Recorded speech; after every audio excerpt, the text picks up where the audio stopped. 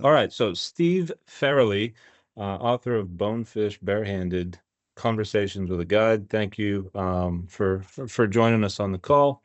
I'm Joe Koziara, Frontiers, and Joe Linscott here beside me. So first off, Steve, we have the book here in front of us, but before we get to that, can you introduce yourself? Tell us about yourself and where you are, and maybe what your background is in fishing. Wow. So Steve Farrelly, I am not an author, first and foremost. I don't have any professional writing experience. I just tend to be, as my wife, it actually doesn't really love that I say, but it's true. I tend to be that annoying guy who asks a lot of questions. And so basically the whole book came about because I was spending time with Stuart Clear, and I kept asking him questions. I'm in the New York City area, and I try to get bone fishing whenever possible, but it's a relatively new hobby for me. It kind of came about by accident a bunch of years ago when my wife and I went down to visit an aunt and uncle of hers in Abaco, and she hired a guide for me as a birthday present, early birthday present.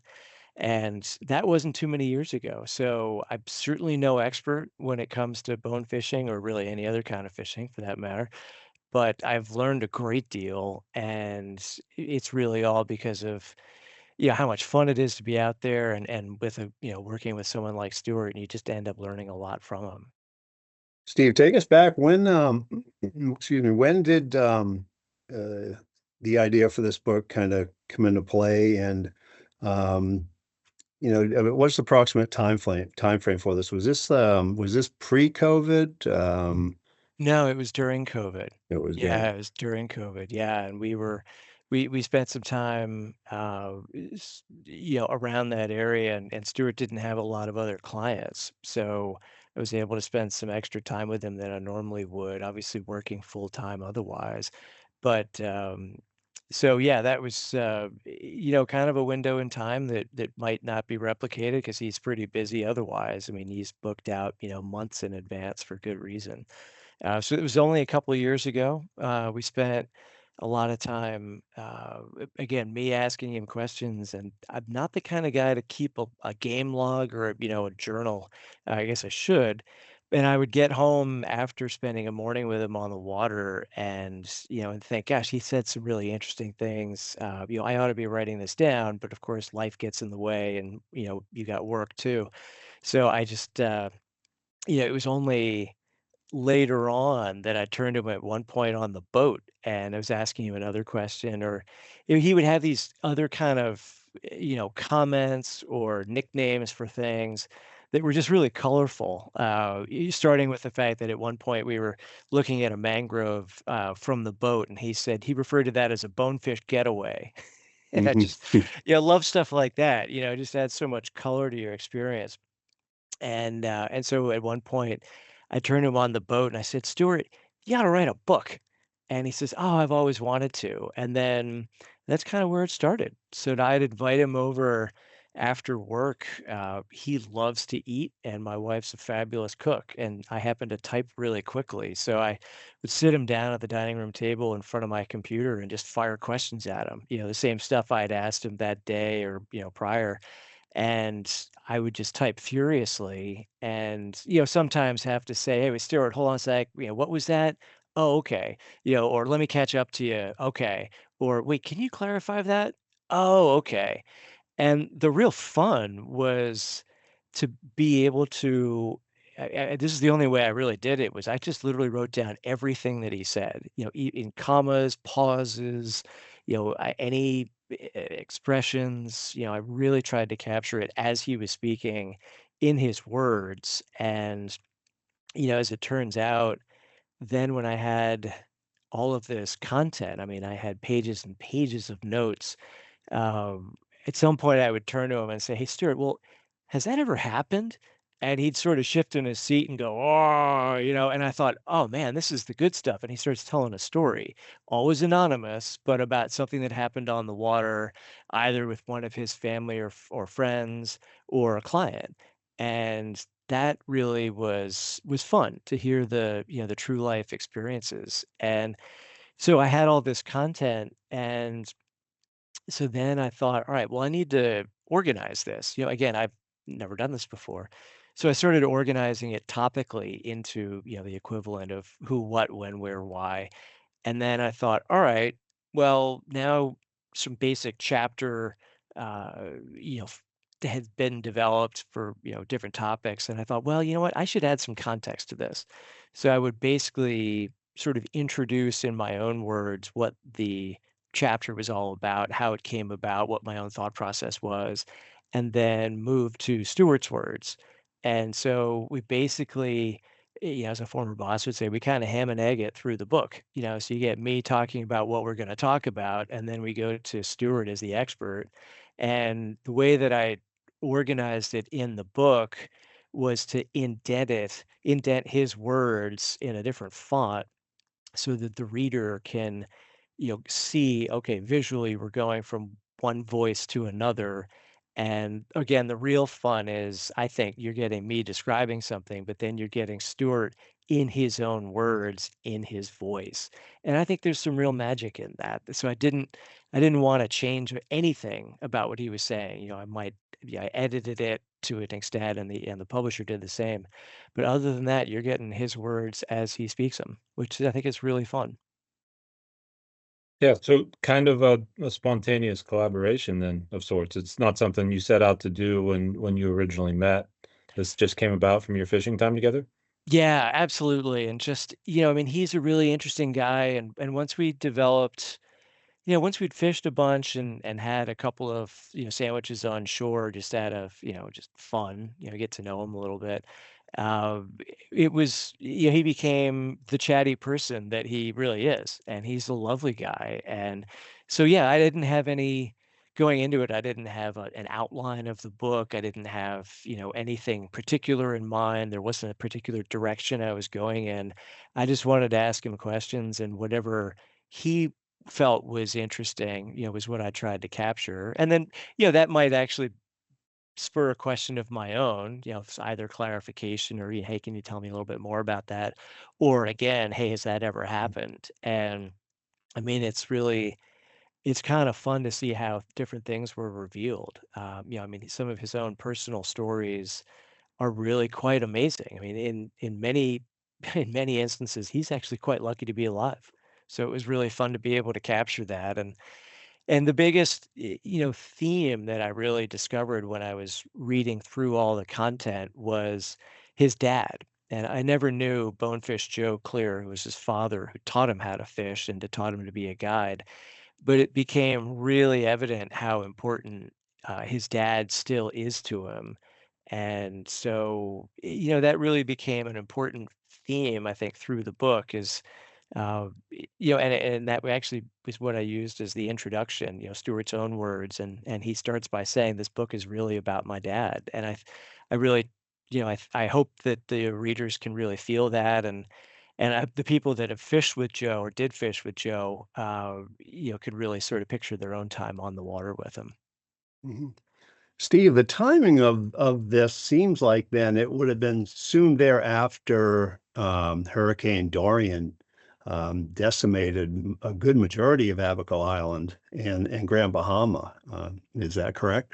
Yeah, yeah, and that was very much in the recent memory of everybody that was there. I mean, people talked about what it was like being on Harbor Island during that storm and how slowly it moved and the noise. One person who runs uh, it's called the Tip Top, and it's a combination of a sort of a sundry store, a bodega, and a tourist shop, the Dilly Dally. And she was saying that, talking about being hunkered in her house, in her bathroom, underneath a mattress for 9 hours, and the howling wind that was all around. I mean, it just sounded unbelievably scary. And so at one point when we were there, another storm, a hurricane came through, and that was only a category one, but the island was really taking, all precautions. So they went around and boarded up every single window of every house in town, for example. And it turned out to be not a significant storm, but it was certainly one that was taken very seriously. Right. Not certainly to the extent that Dorian was. I mean, Dorian was the largest hurricane to ever hit the Bahamas. And again, it was Yeah. just so fresh in mind of Right. everyone that was there. Yeah, I mean, it's just they escaped it by only what 40 miles, which from a hurricane's perspective is maybe not the eye, but it certainly scared them. Yeah, sure thing. Were people wary or concerned with that, or was it, kind of business as usual? Were there many Uh, people there still left over from the hurricane for that matter? I mean, it I mean, not a lot of tourists, yeah. Mhm. but no, I think, I mean, we moved back and forth a lot. We were going in and out of Florida, where my mother-in-law was living. You're spending time down in the Bahamas. Had you been a fly fisherman? I assume there was some kind of background if your wife bought you this guided day. Yeah, so my dad has loved to fish his whole life, as far as Mhm. I know, certainly as long as I've been alive. And so my dad, I think for me and my sister, was the person that got us exposed to fishing, I'll say, with a bamboo rod that didn't have a reel at the end of it. And, we would sort of, try to cast. And of course, with that kind of, I'll say, lack of response, you throw a fly out and it comes boomeranging right back, age 8. But it's funny, I actually grew up more of a musician. I'm a fingerstyle acoustic blues guitar player, and I didn't really understand the mechanics of fishing. I mean, I always love being outside. I certainly am a big outdoorsman, prefer to be outside than in. But the light bulb for fishing didn't really go on for me until a few years ago when a friend invited me to the Fly Fishing Film Festival and it was touring in the area. And it was really fun to go check out. I describe it to people as kind of like watching the old Warren Miller ski movies, or Teton Gravity Research. You get these 10, 15-minute shorts of people, in this case, fly fishing all over the world. And I'm watching this, and before then, my dad used to give us, me and my sister, stuff, fishing stuff for Christmas. And at one point, I was grateful for it, but I said, Dad, more fishing stuff. It's like me buying you a guitar. Um, but going to the fly fishing film series was a real game changer because I'm watching people fish all over the world for all kinds of things, many of which I'd never seen before. And the light bulb for me goes on, and I realize, oh, fly fishing has nothing to do with catching fish. And, then forevermore, I thought, all right, I really want to learn more about this. So I picked up Tom Rosenbauer's book on the basics, learned about the mechanics of the rod, learned about the life cycles of flies that I had only heard of but didn't really understand, river dynamics, a whole lot of things that I had been exposed to but didn't really understand. And so I became a lot more interested in fishing. And that was really more, freshwater stuff on in the northeast of the US. But yeah, going down to the Bahamas, I think that was just my wife's inspiration, thinking, maybe get me out of the house for a day or a morning. Uh, but that was a game changer too. And I talk about it in the book because maybe it's the Irish in me that would never think about spending money to hire somebody to do something that I otherwise think I'm perfectly capable of doing myself. But then I realized, you get out there with these guides and they've got all the knowledge, they have all of the gear, they have all of the appreciation for weather, they have, the ability to see fish, find fish, know where to go, reading the tides, reading the winds. I mean, there's a lot to it that, and I say this in the book really out of respect for the profession. I mean, sure, you could bareboat charter, any kind of a craft, but that doesn't mean you're going to know where to go. And my own first effort prior to that of with bone fishing was we were visiting some friends in Abaco, actually, several years prior. And I didn't really know anything about bone fishing at all. So I took an 8-weight rod out on the flats and just walked and walked and walked and walked. And I wouldn't have known even what a tailing bonefish looked like. I mean, I was having a good walk, but really spending time with the guides, you realize how much value they add. And plus you're also having a lot of fun. So it opened my eyes to how valuable they are. Yeah, it's something that we tell people all the time. The learning curve you can shorten by year. You can, 1 week spent with a good guide is like years in the field trying to figure stuff out on your own, especially, if you're not getting the repeated practice that you might get in a guided situation where you're, a lot of targets moving around. But it's interesting that you mentioned the film tour and comparing it to this old ski movies. I think that was a big part of the inspiration for that, if I remember correctly. When it came out, the ski movies and Powder Magazine kind of evolved from, was it Tom Bye, I think, who had a big hand in the Drake Oh, yeah. magazine, and that kind of turned into the film tour and stuff. So you hit the nail on the head there. They do a great job. I mean, it's Yeah. just they make a really fun event out of it. It's an interesting overlap too with musicians and the fishing world and fly fishing in particular. And Clapton's the one that always stands out, but you can go down through and find examples in pretty much any genre. Yeah, I was just watching a video of Roger Daltrey fly fishing Yeah. in the early 80s. And Yeah. I was not aware that he was an angler, I, unless News being to a me fly too. fisherman. Yeah, News right. to me too. Well, actually, so again, being growing up on the as a guitar player, I and however many countless other people revered Eric Clapton on the guitar, and so I'm proud to have included him in the book because spending time with Stuart made me, again, appreciate all the little, just the exposure to spending some time with an expert and being able to have the benefit of asking him questions. And it did occur to me, and I say this in the book, it was almost like if you were able to happen upon Eric Clapton in the studio with a couple of guitars and ask him, hey, can you show me a little bit of technique, or tell me what's your philosophy on playing. And what a great occasion that would be if that ever were to happen. But and I think it's his 80th birthday coming up, if it's not already. But happy birthday, Mr. Clapton, sir. Uh, but yeah, no, that was one of the fun things about spending time with Stuart is, any subject matter expert, in whatever field, I think, has a story to tell. Mhm.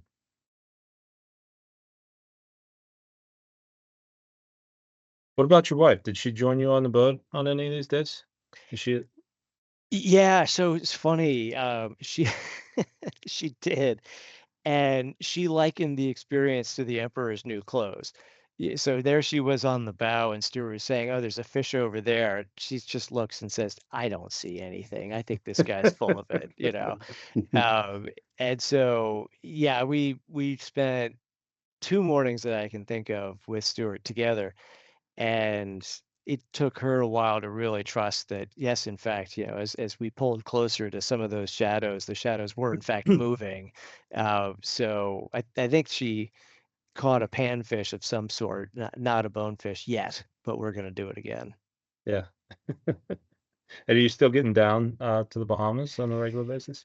I haven't. It's been 2 years since we've been there, and we unfortunately have had various life happens type things that have popped up that have kept us from being down there. So we still stay in touch with people through my wife's on social media, and there's some groups down there. So, we see what's going on with the pickleball crew, and that's always entertaining. And I do talk to Stuart on a pretty regular basis. And it's also fun because I'll get pictures from friends that are going down there and fishing with him. So, obviously I am thrilled to be jealous, glad that they're all having a good time. I just, at some point we look forward to getting back there.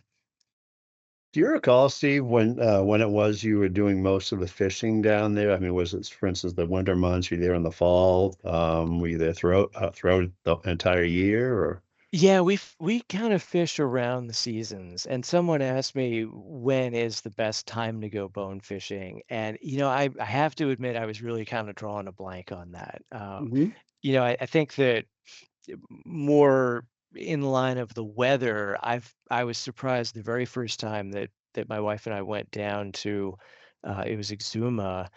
and it was over Memorial Day weekend. And I went to college in Central Florida, and Memorial Day weekend, the last place you want to be anywhere, is in Central Florida. And so I was envisioning that the Bahamas were going to be as equally dreadful. And I was floored at how beautiful it was. Just those trade winds keep everything at a nice temperature during the day, cools off a little bit at night, but it's just delightful. And Mhm. so I've said to people that are interested, don't overlook the Bahamas, certainly all the way into June and early July. So I mean, it's just fabulous. And so yes, you may be forgoing your time wherever you are otherwise, but it's just gorgeous. So I'd have to probably defer to you guys as experts about the best times of the year to go fishing, but I loved it year round. Best time to go is when you can. I hear that, I hear that frequently, That's a and I good also point. hear, when's the best time to go, or when's the best time is when any time, really, any time of the year, any month. If you have good weather, you're going to have good fishing. I mean, typically, it's almost that easy. I remember talking to one of our outfitters, and he said, you can plant me in 3 feet of water on any island in the Bahamas, and if I wait there an hour or so, a bonefish will eventually swim by me. I want to go there. You Please send know? me there. Well, that's actually one of the interesting things about where I was fishing on Harbor Island. People talk about other islands, places, destinations for fishing, and Harbor Island's really not known as as a destination for bone fishing. And I say this in the book. Most people would probably be happier with their reservation for dinner on shore. Uh, my understanding is that going to some of the other islands, you just have so many more opportunities to cast to so many more fish, larger schools. Sometimes Stuart and I would go out and get skunked, but as with bird shooting, I always just enjoyed, watching the dogs. And so, going out shooting with my dad, if you didn't see any birds, it was still a lovely day. And, so spending time on the water with Stuart, he's just such a lovely person. You're going to have a great time and you're in the Bahamas. Yeah. I mean, how much are you going to complain? It may be an expensive suntan, but it's a good, as Stuart sort of roundabout way of saying, he said, well, a day on the water is better than a week in the office. Not sure that's how the quote goes, but that's how we Right. wrote it down. So you didn't get over and fish off of Abaco at all? Did you, like over on the west side of the island, the Marls region? Did you have an opportunity to get over there, or no?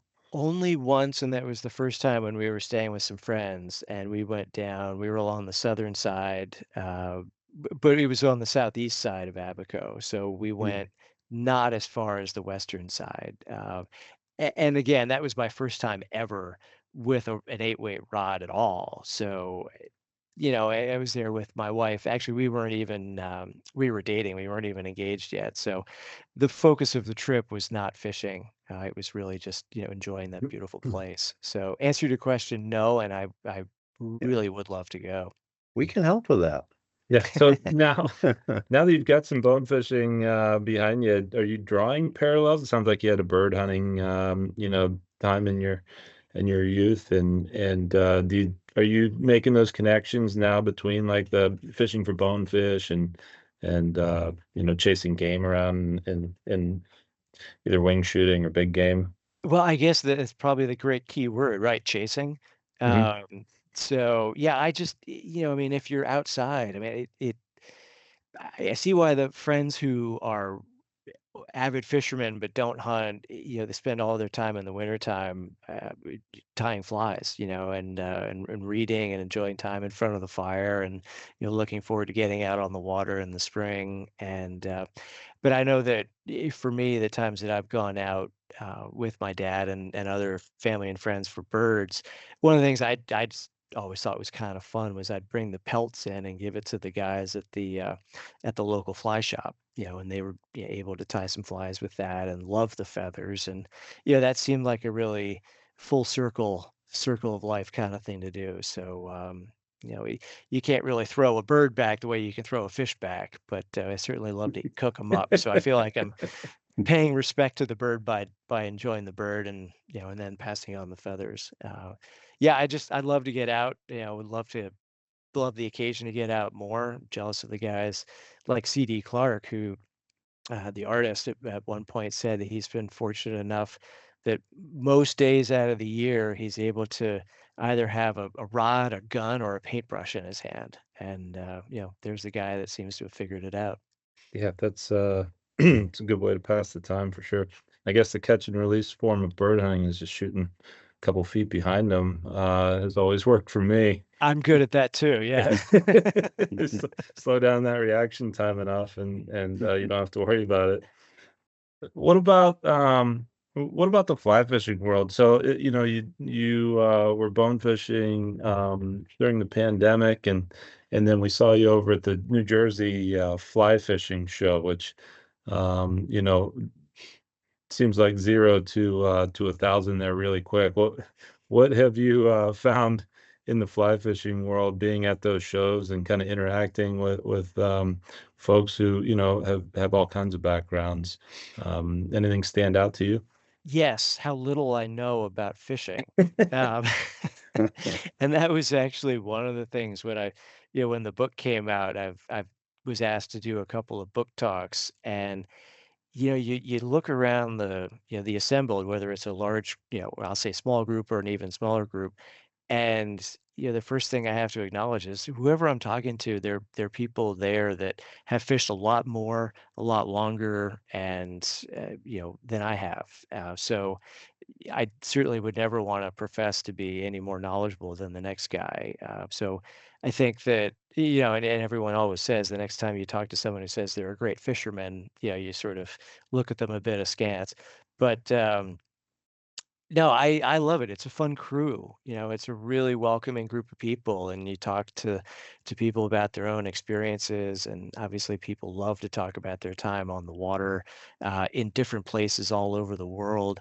Going to that show was amazing because you just get a chance to go to the different booths and talk to different people like you guys, who Mhm. are doing it all over the world in places that I've didn't realize that would be so amazing. You see pictures and hear stories or attend presentations, and you just realize how many opportunities there are out there. So most of my exposure to fishing is within double digit miles from where I live, and it really makes you realize, wow, life is short. Take that trip.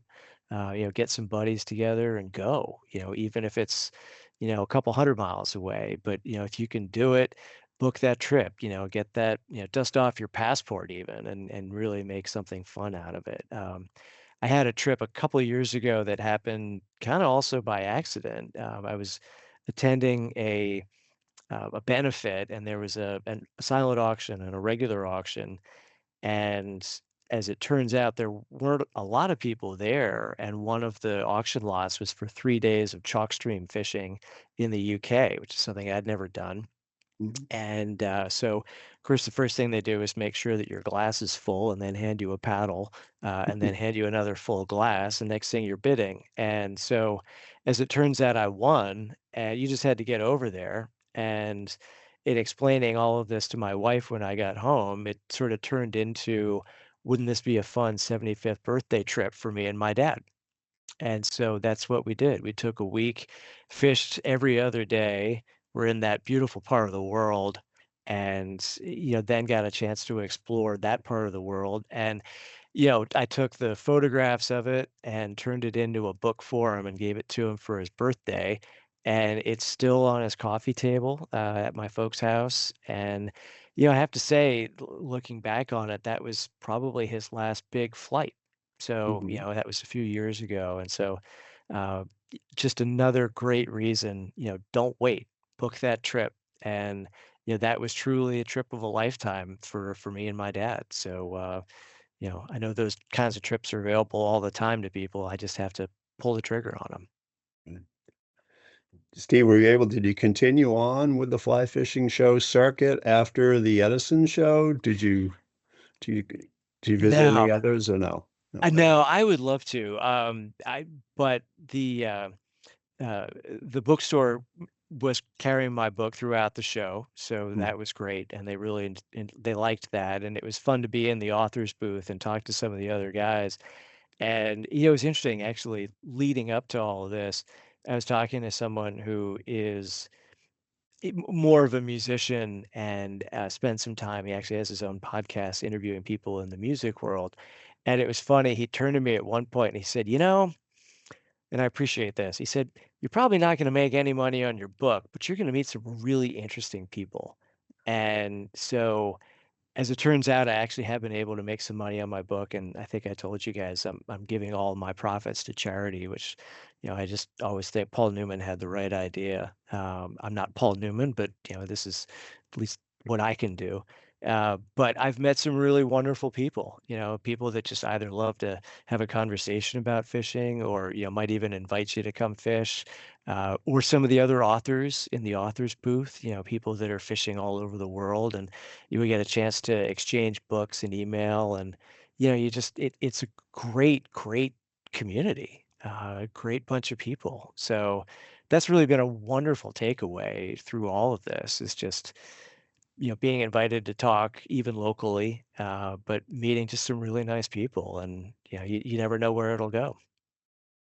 Yeah, that it's interesting because you mentioned earlier one of your, first things picking up a Rosenbauer book, and then I think at the show you guys were probably waiting on each other to vacate the author's booth at a time or two over there, it looked like. So, He uh, was kind enough. I was coming yeah, behind him, and he was kind enough to let me sort of hover. Real nice guy, and actually I had the chance to thank him, because when I did read that book, I read it cover to cover and then back again, and it really taught me a lot. So I'd met him once before, but this was a real chance I had to say to thank you. yeah, it's a that's a cool part of that world, the fly fishing world, that is. But if you could talk a little bit about, the charities. I know you do work with BTT through some of the proceeds of the book. How did that come to be, and how did you get connected with those guys? It was throughout my wife's and I experience just in the Bahamas. The Bahamian people are wonderful people. They just, they're so kind, they're so generous, they're so thoughtful. And one of the things that breaks your heart is seeing, in my case, I hate litter. I hate seeing trash, whether it's on the beach or on the roadside. And when I get exercise, I'll actually walk down our road at home, and I always now go with two trash bags, and it's shocking, dismaying, that how many times I've filled trash bags before I make it home. So those beaches are so gorgeous, and they're people that spend some time trying to keep them clean. Education is a big, I'll say, concern, opportunity down there, but also habitat preservation. So those are some things that really jumped out. And when I got to know more about the BTT, I hadn't before. I really saw them as being the leader in the field. And you look at the percentage of their proceeds that go to their income, that go to their causes and the projects and the science. It's just amazing, and I think it's probably, at the highest level, is well north of 80% of the money that you give goes towards those items and not overhead, and that's really amazing. So conservation is something that I care deeply about, and so, how great to be able to, again, full circle, so here I have, lucky enough to have written a book that was published, and I'm making some profits off of it, and it just feels good to give it back to someone that's going to do something good with it. And in this case, it's all within the fishing, saltwater bone fishing community. Yeah, that's a great organization. And I know, again, circling back to post hurricane, with the even just the restoration work that they've been doing is commendable. But certainly the conservation and a lot of the science. You probably know from writing the book and putting this together, there's just a lot of unknowns still out there in the bonefish and tarpon and a lot of the saltwater flat species. But one of the things that was amazing, and a real inspiration to me was reading Stanley Babson's book, Bonefishing, which was written in 1965 about Stewart's father, or he fished with Bonefish Joe, and his Babson's descriptions of bonefish were from 1965, and prior. And so, yeah, it's amazing to read some of the BTT reports and see how their efforts in the science have really led to a really much more heightened understanding of bonefish, their habitat, their behaviors. I mean, it's just amazing, So, God bless Stanley Babson. His book is really great, uh, but the BTT's really, taken what his observations were, not that they used them as the source, but it's amazing to see what we now know about bonefish, certainly by comparison, and that's all within the last however many years. I mentioned before one of the fun things about the book it was hearing Stewart's own stories, and as I mentioned, I mean he's in many cases lucky to be alive, and at one point he was describing some of the stories are actually really, really funny. For example, he was out with one of his, I guess, neighbors, and they were diving for conch. And he said that normally what happens is you get a boat full of conch, and you're coming back, and you're basically, taking the conch out of the shell for the entire ride back. And at some point, he said, you really start to feel that the boat's getting lighter. And so he was, halfway back to home, and he's sort of saying, "Well, how come the boat's not getting lighter?" And he turns around and he sees his friend who's absent-mindedly taking the conch out of the shell and then throwing the conch over the side and then putting the shell back in the boat. And he turns to his friend and says, "What are you doing? You're doing this, completely wrong." And the guy says, "Oh, what are you talking about? I'm putting the conch in the cooler." And Stewart says, "Well, open the cooler." Opens up the cooler and it's completely empty. You Um, it's just kind of fun, I mean, you eat a lot of conch salad when you're down there, so, but his Stewart's stories about, hand lining for, bigger fish, further offshore, and stories of sharks, or his dad's stories of sharks. At one point, they were his dad was trying to reel in something, and he said, "I'm just not getting anywhere with it. I wonder what's down there." And so he bleeds a fish over the side and starts seeing a shadow coming in from the deep. And Stewart's comment was that shadow was bigger than the boat, So there's some amazing stories, and that was really, a lot of the really fun stuff again to capture. So again, it was always anonymous. The only story that in there where he mentions the person by name is Stewart happens to fish with a lefty cray rod. And so I asked him, "Well, have you ever fished with him?" And he said, "Oh yeah, absolutely." And then he tells the story of the one time, or that one time, maybe there were others, of fishing with lefty cray. And your readers will just have to read the passage. Right. Mhm.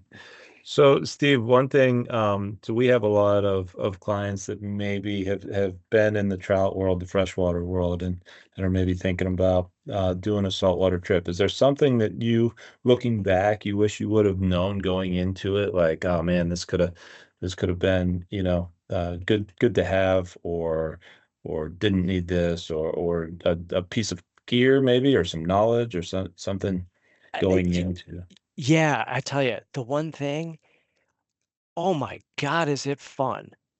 I Yeah. I mean, wow, when you hook a bonefish, it's just unlike anything else. I mean, I'm used to northeast waters in the US, so I mean, we're catching, rainbows and brookies and, mostly lake trout. Yeah, I've never caught one, but they're there.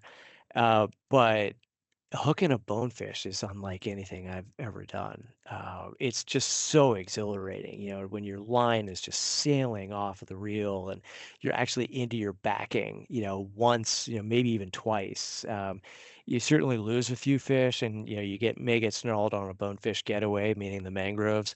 There are all kinds of different variables.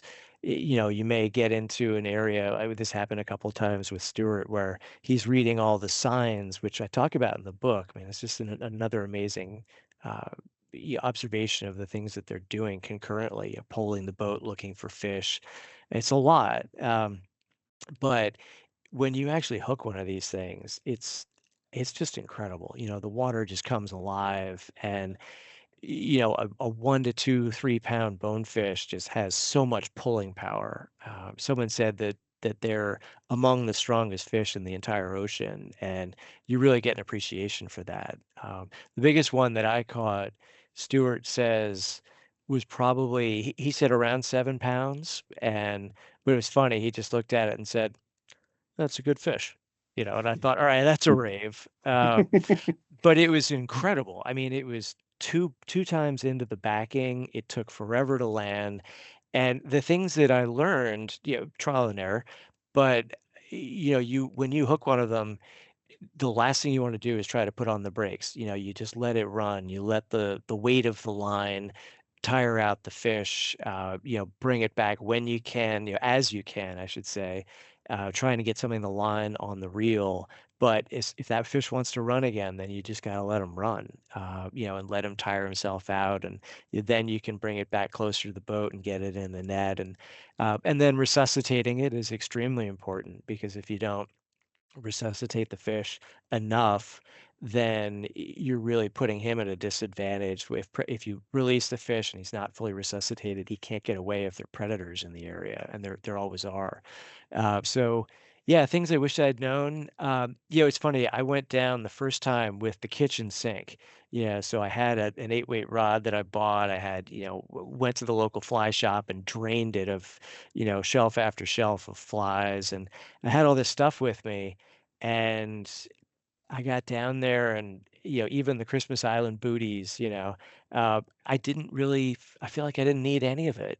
Stuart has a couple rods with him. He's got his favorite flies. He ties his own flies. Uh, After a while, I thought, I'm just going to leave my gear at home. You know, he's got everything. So that's pretty easy. I mean, it's kind of nice not to have to lug your stuff around. Bring sunblock, lots of it. Mhm. Uh, but other than that, no. I mean, to answer your question, what do I wish I had known? Just get out there. It is so much fun. Trout water is amazing. There's nothing like catching a bonefish, and I have yet to catch a tarpon or a permit. I understand that's a real game changer as well. But for right now, I'll just be happy to get another bonefish. Yeah, it's shocking, I think, when, the first bonefish, how fast, how strong, and depending on where you are, it might not be a very large fish, but Right. it just beat you up pretty good on an 8 weight because, it's your first one, and What it's eye-opening. what else was eye-opening? You mentioning 8 weight is the transition for me from 6 weight gear and going for with light tackle, going to an 8 weight. That was a real eye opener, as well as the wind, the factor of the wind. And I talk about that in the book as well. But I mean, those heavy flies into the wind with an 8 weight rod really took some getting used to. Uh, and then at one point over time, and I had no double haul either, I mean, none at all. At one point, I was asking Stuart, we were out one day, and this is not in the book, but this was a really fun sort of kind of happened by accident comment, and I thought, well, they're not any fish, and we've got only let's say half an hour before we got to get back, so it was too far to motor off to another spot, and I thought, all right, so I just asked Stuart, give me some tips on casting into the wind, and one of the tips that I loved was he said, if the wind, if your wind's at 12 o'clock, try casting to 3 o'clock and get all your line out and, get your rhythm down. And then when you're on your back cast, at 9, pivot and launch it into the wind at 12 o'clock. And sure enough, boom, practice that a little bit, and that made a world of difference. So I wasn't snarling the way that I otherwise would have. Mhm. But things like that are really, and that goes to the benefit of having a guide. You're not going to get that out of the book, or at least you're not going to have someone, showing you what they're talking about. So, there's another takeaway. Things that I wish I had known, the value of the guide. No question. Yeah, and good sunglasses. Good sun, good sunglasses comparatively. Polarized sunglasses come into play in a big way. Yeah, Um, those he's not going to give you. He may have an right. extra pair or two, but yeah, that's a great Yeah. point. A hat, the sunblock. First time I went out, actually, here's a tip too. First time in, I guess it was in Exuma when I went out with the guide. I took a shower that morning and then put on my sunblock and burned my feet and my ankles because I didn't realize that, basically the sunblock didn't get absorbed. And so the next times I went out, thankfully it wasn't a treacherous burn, but the next times I went out, I thought, you know what, shower when I get back. So you put your sunblock on in the morning before you go out. But that made a world of difference too, because the sunblock really absorbs a lot better if you haven't taken a shower. Good point. Good Yeah, point. I can't remember if it's in your book or in one of the other talks that you've done, but you mentioned going back to sunglasses, hats, things like that, and spending all this time with Stuart. Um, That's a really, really kind gesture to leave that stuff behind for traveling anglers because as you probably know, there's not a good number of tackle shops or high end um, you know dealerships in some of these far flung areas. So is that something that came up in your chats with Stuart or maybe something Well, you've seen? yeah, it's funny. No, it didn't really. I don't think that any of his clients show up empty-handed. Yeah. It's just the impression I get is Mhm. everyone shows up pretty well loaded for bear.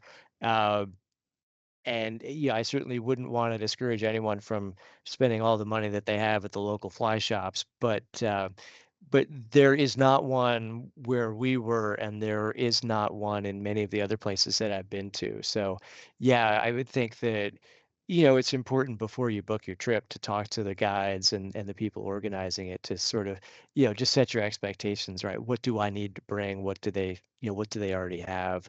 Because I'm sure everybody's different. But yeah, that basic stuff, obviously clothing for sure, the hats, sunblock, and as you said, goggles, glasses. Mhm. Steve, do you have a favorite part of the book?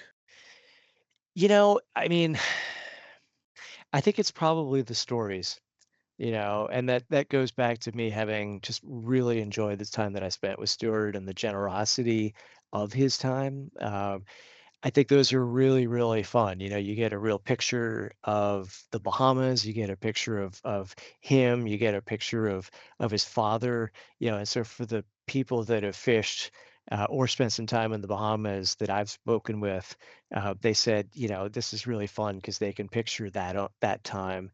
Uh, Hands down, the highest compliment that I've gotten from the book on the book was from the photographer that grew up on the island, who has known Stuart her whole life.